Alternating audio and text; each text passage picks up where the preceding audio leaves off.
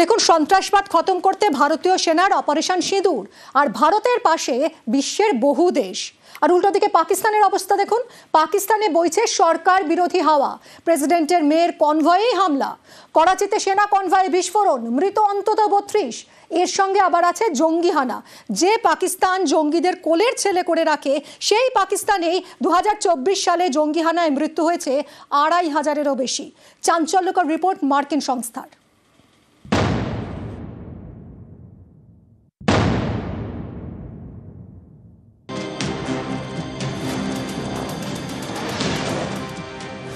आज हर भारतीय का यही संकल्प है, हमें आतंकवाद को खत्म करना ही है। ऑपरेशन सिंदूर के दौरान हमारी सेनाओं ने जो पराक्रम दिखाया है, उसने हर हिंदुस्तानी का सिर ऊंचा कर दिया है। जिस प्रिसीजन के साथ, जिस सटीकता के साथ हमारी सेनाओं ने सीमा पार के आतंकवादी ठिकानों को ध्वस्त किया, वो अद्भुत है। ऑपरेशन सिंदूर सिर्फ एक सैन्य मिशन नहीं है, ये हमारे संकल्प, साहस और बदलते भारत की तस्वीर है। हमारे जवानों ने आतंकी अड्डों को तबाह किया और उसमें शामिल थी भारत में बने हथियारों, उपकरणों और टेक्नोलॉजी की ताकत। उसमें आत्मनिर्भर भारत का संकल्प भी था। পেহেলগাঁওয়ে জঙ্গি হানার বদলা। পাকিস্তান এবং পাক অধিকৃত কাশ্মীরে জঙ্গিদের ঘাঁটি গুড়িয়ে দিয়েছে ভারতীয় সেনা। অপারেশন সিঁদুরে ধ্বংস করা হয়েছে পাকিস্তানের একের পর এক বিমান ঘাঁটি। বিশ্বজুড়ে এই সাফল্য প্রচার করছে ভারত। 33টি দেশে গিয়েছেন 59 জন প্রতিনিধি। সন্ত্রাসবাদের বিরুদ্ধে এই লড়াইয়ে ভারতের পাশে দাঁড়াচ্ছে বহু দেশ।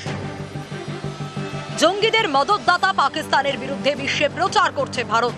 এতে কূটনৈতিক মঞ্চে চাপে পাকিস্তান, ঘরেও তারা চাপে। সে দেশে ক্রমেই বাড়ছে সরকার বিরোধী ক্ষোভ। শুক্রবার হামলার মুখে পড়েন খোদ পাক প্রেসিডেন্টের মেয়ে।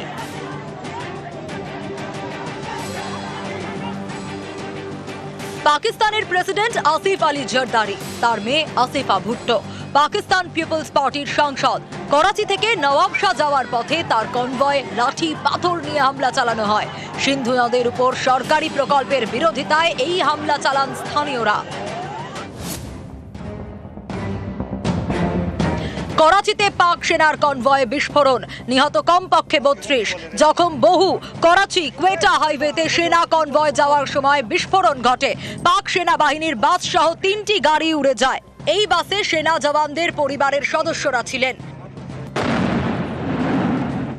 করাচি বিস্ফোরণের পিছনে কি বালুচ লিবারেশন আর্মির হাত রয়েছে? প্রশ্নটা উঠছে, কারণ শনিবার পাকিস্তানের কালাত এলাকায় সেনা কনভয় বিস্ফোরণে 5 সেনার প্রাণ যায়। এই আইইডি বিস্ফোরণের দায় স্বীকার করে বালুচ লিবারেশন আর্মি। শনিবার ভোরে বালুচিস্তানে এক সাংবাদিককে গুলি করে খুন করা হয়। নিহত সাংবাদিকের নাম লতিফ বালোচ। বিএলএর দাবি, পাক সেনার মদতে সাংবাদিকের বাড়িতে ঢুকে তাকে খুন করে জঙ্গিরা। গত ফেব্রুয়ারিতে এই লতিফ বালোচের 8 আত্মীয়কে সেনা ক্যাম্পে তুলে নিয়ে গিয়ে খুন করা হয়। মাস 3 পরে নিজের বাড়িতেই খুন সাংবাদিক লতিফ বালোচ। জঙ্গি তৈরির কারখানা গড়ে পাকিস্তান, অথচ সেই পাকিস্তানি জঙ্গি হামলা হয়, বহু প্রাণ যায়, তবু পাকিস্তান শিক্ষা নেয় না। আমেরিকার গোয়েন্দা সংস্থার রিপোর্ট অনুযায়ী 2024 সালে জঙ্গি হানায় পাকিস্তানে মৃতের সংখ্যা 2500-এর বেশি। 7 জন চীনা নাগরিকও প্রাণ হারান। চীনের সঙ্গে বরাবরই পাকিস্তানের সুসম্পর্ক। চীনা অস্ত্রের ভরসায় যুদ্ধজিগির তোলে পাকিস্তান। মার্কিন গোয়েন্দা সংস্থার রিপোর্টে বলা হয়েছে, প্রতি বছর যৌথ মহড়া করে চীন এবং পাক সেনা। গত বছরের নভেম্বরে 2 দেশের বায়ুসেনাও যৌথ মহড়া করে। এত কিছুর পরেও ভারতের কাছে বারবার ধাক্কা খেয়েছে পাকিস্তান। আমেরিকার গোয়েন্দা সংস্থার রিপোর্ট বলছে, সামরিক ক্ষেত্রে বিশেষ নজর দিচ্ছে পাকিস্তান, প্রচুর খরচ করছে, পরমাণু অস্ত্রকে আরো আধুনিক করায় জোর দিচ্ছে। এসব করে অবশ্য বিশেষ লাভ নেই। ভারত এবার ভালো মতো বুঝিয়ে দিয়েছে, ফের জঙ্গি হানা হলে আবারও কড়া জবাব পাবে পাকিস্তান।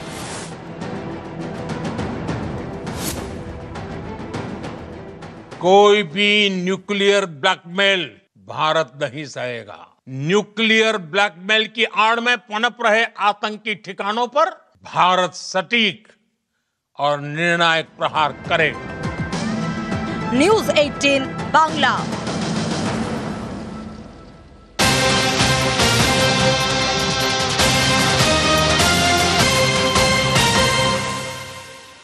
পাসপোর্ট জালিয়াতিতে নতুন তথ্য সামনে আসছে। এই দেখুন বাদল সাহানি, এই বাদল সাহানিকে গ্রেফতার করেছে পুলিশ।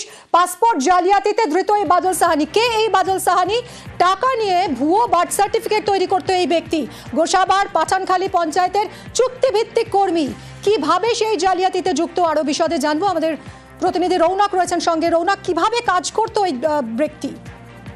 দেখো, ইতিমধ্যে যে বাদল সাহানিকে গ্রেফতার করেছে কলকাতা পুলিশের স্পেশাল কন্ট্রোল অর্গানাইজেশন, তারা জিজ্ঞাসাবাদে উঠে এসেছে পাঠানখালী একজন চুক্তিভিত্তিক কর্মীর নাম, যে এই গার্ডেন রিচ, একবালপুর সহ পোর্ট এলাকার বেশ কিছু লোকের কাছ থেকে 5 থেকে 10 হাজার টাকার বিনিময় এই ভুয়ো বার্থ সার্টিফিকেট তৈরি করে দিয়েছিল। এবার বেশ কয়েক বছর ধরে তিনি এই কাজ চালিয়ে যেত এবং ইতিমধ্যে পাঠানখালীর যে স্থানীয় পুলিশ তাকে গ্রেফতারও করেছে।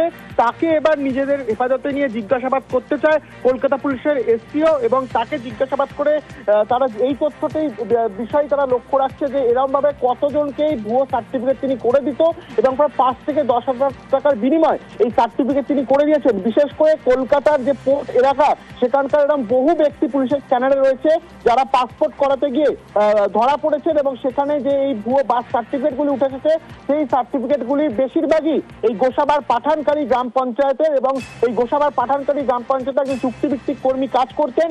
তিনি বিপুল টাকার বিনিময় এই ধরনের ভুয়ো বার্থ সার্টিফিকেট গুলি তৈরি করে দিত এবং সেভাবেই এই বাদল সাহানিকে তিনি এই বার্থ সার্টিফিকেট তৈরি করে দিয়েছে। তাকে জিজ্ঞাসাবাদ করে এই যে একটা বড় চক্র, এই যে নেক্সাস, তার হদিশ পেতে চায় কলকাতা পুলিশের। একদমই, অনেক ধন্যবাদ রৌনক। গতকালই কলকাতায় পাসপোর্ট জালিয়াতিতে ধৃত এই বাদল সাহানি একবালপুরের বাসিন্দা। ভুয়ো বার্থ সার্টিফিকেট দিয়ে পাসপোর্ট তৈরির অভিযোগ তার বিরুদ্ধে। গোসাবার ঠিকানায় ভুয়ো বার্থ সার্টিফিকেট তৈরি।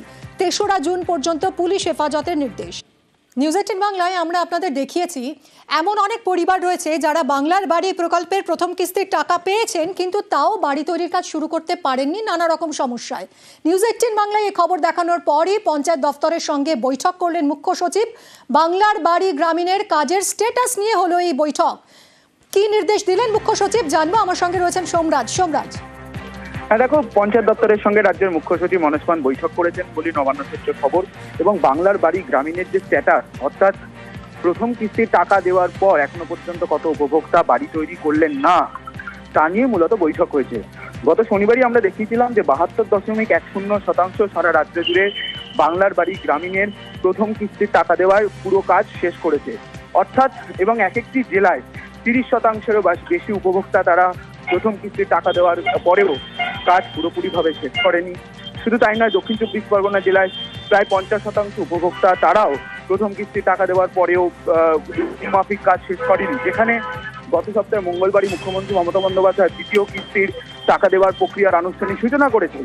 আর এই জায়গা থেকেই মুখ্য সচিব মনোজ পান রাজ্যের পঞ্চায়েত দপ্তরকে স্পষ্ট নির্দেশ দিয়েছে যে শুধুমাত্র ডেটা তৈরি করলেই হবে না, টাকা পেয়েও যারা বাড়ি তৈরির কাজ করছেন না সেই সব উপভোক্তাদের বাড়িতে গিয়ে উৎসাহ দিতে হবে, তাদের চিহ্নিত করতে হবে।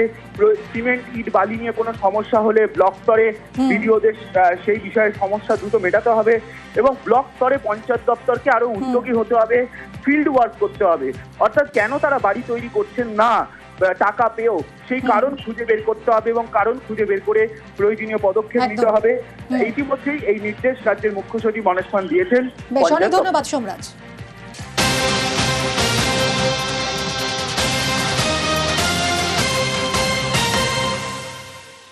5টি পরিবার মিনাখার বামনপুকুর পঞ্চায়েতের গড়গ্রাম এলাকায়, তারা বাংলার বাড়ি প্রকল্পের টাকা পেয়েও বাড়ি তৈরি করতে পারছেন না শরিকি ঝামেলার কারণে।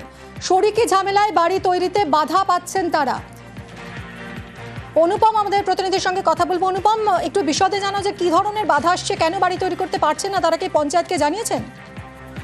হ্যাঁ, দেখো, এই যে মিনাখার বামনপুকুর পঞ্চায়েতের গড় গ্রাম বলে একটি গ্রাম, সেখানে 5টি পরিবার তারা বাংলার যে আবাসের ঘরের তাদের টাকা বরাদ্দ হয়েছিল এবং প্রথম কিস্তিতে 60,000 টাকা তারা পায় এবং সেই টাকা দিয়ে তারা যে বিল্ডিং তৈরি করার জন্য যে ইট বালি পাথর সেটাও কেনেন, কিন্তু সেই বালি পাথর যখন তারা বাড়িতে ঢোকানোর জন্য যায় তখন তাদের শরিকি ঝামেলার জন্য সেই রাস্তা দিয়ে তাদের ঢুকতে দেয় না, বাধা দেয় অন্য শরিকের লোকজন, এবং রীতিমতো তারা সমস্যায় পড়েছে। তার কারণ পঞ্চায়েত এবং বিডিও থেকে সেই পরিবারগুলোকে চিঠি দেওয়া হয়েছে যে যদি বাড়ি না করতে পারে তাহলে তাদেরকে টাকা ফেরত দিতে হবে। কিন্তু অতি গরিব মানুষ, একদম গরিব মানুষ, তারা টাকা দিয়ে মাল কিনে ফেলেছে। এখন তারা টাকা কোথা থেকে দেবে, মাল কোথা থেকে করবে, এই নিয়ে তারা রীতিমতো দুশ্চিন্তায় পড়েছে। একদমই খুবই সমস্যা। অনেক ধন্যবাদ তোমায়।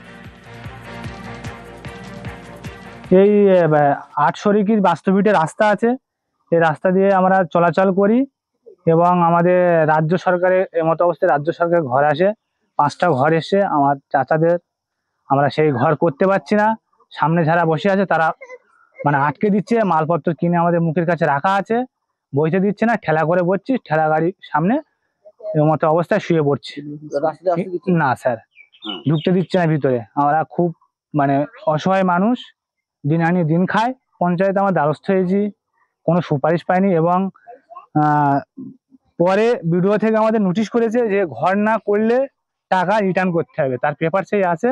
আমাদের সরকার থেকে ঘর দিয়েছে, টাকা যখন ঢুকলো এবার আমরা ইট কিনলাম, বালি কিনলাম, মাল ঝাল কিনলে এবার যখন যেই টলি করবোই ওরা টলি নিচে ওদের বউ ছেলে পুলে মানে সব মেয়েদের আগে দিচ্ছে না, আমরা বইতে দেবো না, আমাদের জায়গাতে উঠতে আমরা যেতে দেবো না। যে পার্টি লোক থেকে আমরা যখন মাল নিয়ে আসি, ইট বালি নিয়ে যখন টলি করে নিয়ে আসে, আমার স্বামী বা আমার ভাসুরা সবাই মিলে নিয়ে আসে, তখন সব মেয়ে ছেলে পুলেরা দিয়ে দিয়েছে তোমাদের এটা রাস্তা না, যেতে দেবো না, ঘর না করলে সরকারের টাকা ফেরত দিতে হবে। আমরা গরিব মানুষ, সরকার টাকা কোথায় দিয়ে ফেরত করবো? অর্ধেক তো মাল কেনা হয়ে গেছে, 60,000 টাকা দিয়ে সব তো আমরা দোকানে সিমেন্ট বালি ইট সব তো কেনা হয়ে গেছে।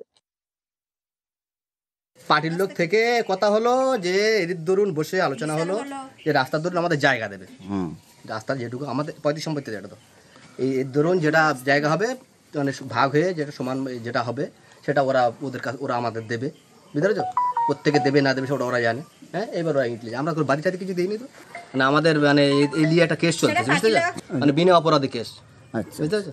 পার্টির লোক থেকে বসে আলোচনা হলো, তো সব কিছু হলো, তো তার সমাধান হয়ে গেছে। হ্যাঁ, পার্টির লোক থেকে তো সমাধান হয়েছে একটা। অসুবিধা হবে না, অসুবিধা আমি বিষয়টা দেখছি, অসুবিধা হবে না, অবশ্যই আমি দেখছি, আমি বিষয়টা অসুবিধা হবে না। কালকে অফিসে যাই, আমি যে লোক পাঠাচ্ছি আমি।